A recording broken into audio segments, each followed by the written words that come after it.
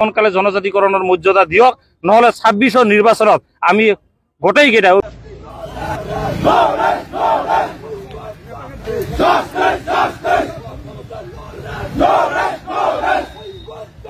गोनांथार खौरां नोंथांमोननि गेजेराव फिन आं लाबोफिनबावनाय जाबाय।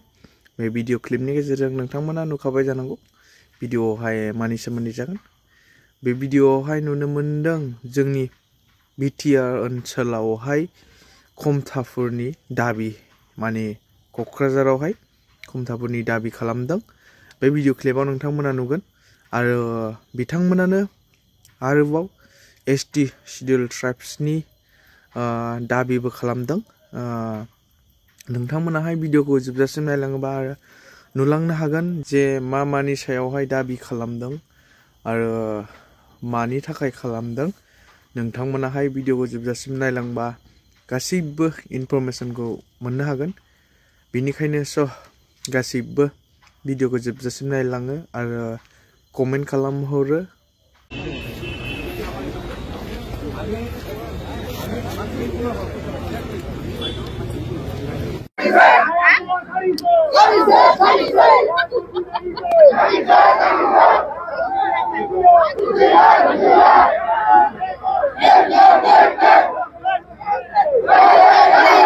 সমদল কাৰ্যসূচী আছে জোৰ লৈ আমাক যাব দিয়া নাই।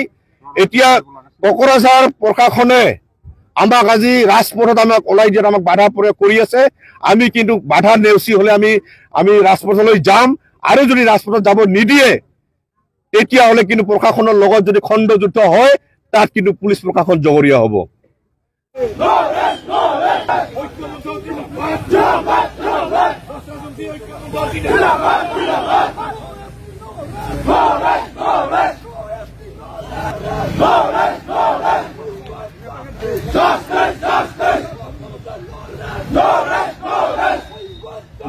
আমি যোৱা 8 তাৰিখৰ পৰাই আমি কোচ ৰাজবংশী ঐক্য মঞ্চৰ জৰিয়তে আমি জোৰ সমদল কাৰ্যসূচী প্ৰতিখন জিলাই জিলাই আমি লৈছিলোঁ।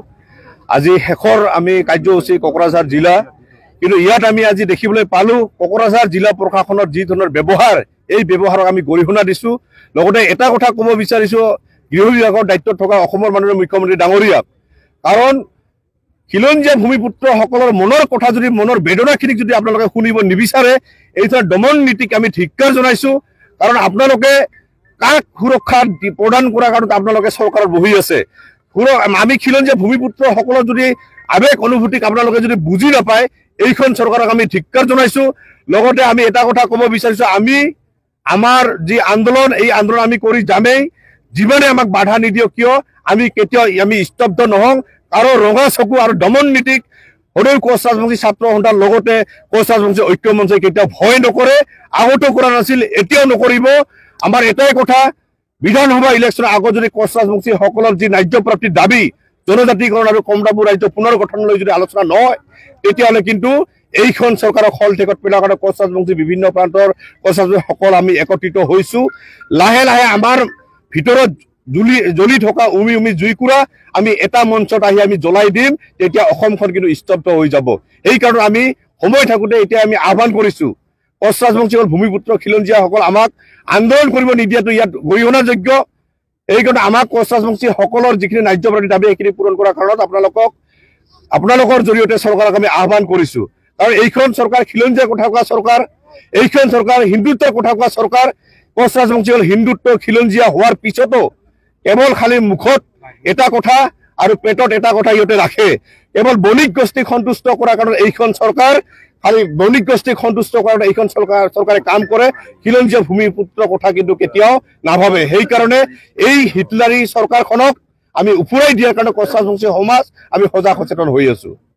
আমি কোচ ৰাজবংশীসকলক পৃথক কমতাপুৰ ৰাজ্য গঠন আৰু জনজাতিকৰণৰ দাবীত ঐক্য মঞ্চৰ ফালৰ পৰা ইতিমধ্যে অসমৰ প্ৰত্যেকখন জিলাতে জোৰ সমদল কাৰ্যসূচী গ্ৰহণ কৰিছিলোঁ। আৰু আজি আমাৰ অন্তিম কাৰ্যসূচী কোকৰাঝাৰ জিলাত।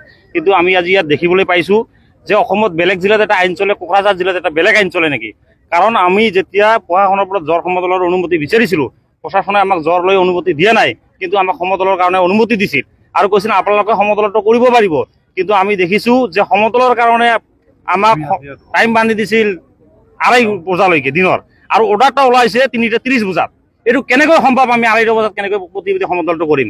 এতিয়া আমি প্ৰশাসনক জনাই দিছো যে আমাৰ এই প্ৰতিবাদী সমাজল শান্তিপূৰ্ণভাৱে কোকৰাঝাৰ চহৰ ভ্ৰমণ কৰিব আৰু আপোনালোকে ইয়াত বাধা দিয়াৰ অধিকাৰ নাই, কাৰণ আমি আপোনালোকৰ ফালৰ পৰা অনুমতি বিচাৰিছিলো আৰু আপোনালোকে দিব বুলি কৈছিল, কিন্তু আপোনালোকে হঠাৎ 3:30 বজাত এটা অৰ্ডাৰ ওলাই দিলে যে আপোনালোকৰ 1টা বজাৰ পৰা 2টা বজালৈকে ভিতৰতহে আপোনালোকে টাউনত প্ৰতিবাদী সমদল উলিয়াব পাৰিব। গতিকে আমি ধিক্কাৰ জনাইছো সদৌ কলেজীয়া ছাত্ৰ সন্থাৰ পৰা, আৰু আজিৰ এই প্ৰতিবাদী সমদলৰ পৰা আমি চৰকাৰলৈ আহ্বান জনাইছো, আপোনালোকে জাতি মাটি ভেটিৰ কথা কয়, খিলঞ্জীয়া মানুহৰ কথা কয়, কিন্তু আপোনালোকে আমাক সুৰক্ষিত কৰিব পৰা নাই। আমি কোচ ৰাজনীতিসকল আজি বহিৰাগতত পৰিণত হৈছে, আমি মাটি বাৰী হেৰাই গৈছো, আমাৰ নিজৰ জাগাত আমাৰ অস্তিত্ব হেৰাই গৈছে, আমি কেনেকৈ জীয়াই থাকিম? আপোনালোকে যদি আমাক সংৰক্ষণ কৰিব বিচাৰে, সুৰক্ষিত কৰিব বিচাৰে, তেনেহ'লে জনজাতিকৰণ বিকল্প নাই, আমাক জনজাতিকৰণ লাগিবই, নহ'লে নামনি অসম একালত হেৰাই যাব। গতিকে আমাৰ দাবী হ'ল যে আমি যিহেতু জনজাতিকৰণৰ যোগ্যতা আছে, যিহেতু আমাক 96ত এবাৰ জনজাতিকৰণৰ মৰ্যাদা দিছিল, আৰু 2019 চনতো যেহেতু আমাৰ বিলখন প্ৰজাতিসকলকে আদি কৰি 6 জনগোষ্ঠীৰ জনজাতিকৰণৰ বিলখন ৰাজ্যসভাত গৈ পাইছিল, নিশ্চয় আমাৰ জনজাতিকৰণৰ অধিকাৰ আছে, আমি সংবিধানিকভাৱে এইখিনি প্ৰাপ্য। গতিকে আমাক কিয় জনজাতিকৰণ দিয়া নাই, আমি কিয় জনজাতিকৰণৰ পৰা বাৰে বাৰে বঞ্চিত কৰি আহিছে? 14 চনৰ ভিতৰতে 6 মাহৰ ভিতৰত জনজাতিকৰণ কৰিম বুলি কোৱা কথাটো আজিলৈকে কিয় কৰিব পৰা নাই? গতিকে আমি আজি শেষবাৰৰ কাৰণে এই কোকৰাঝাৰ জিলাৰ পৰা প্ৰতিবাদী সমদলৰ পৰা সকীয়াই দিছো যে আমাক অতি সোনকালে জনজাতিকৰণৰ মৰ্যাদা দিয়ক, নহ'লে 26ৰ নিৰ্বাচনত আমি গোটেইকেইটা ঐক্য মঞ্চকে আদি কৰি 6 জনগোষ্ঠী ঐক্য মঞ্চৰ ফালৰ পৰা আমি বিজেপি বিৰোধী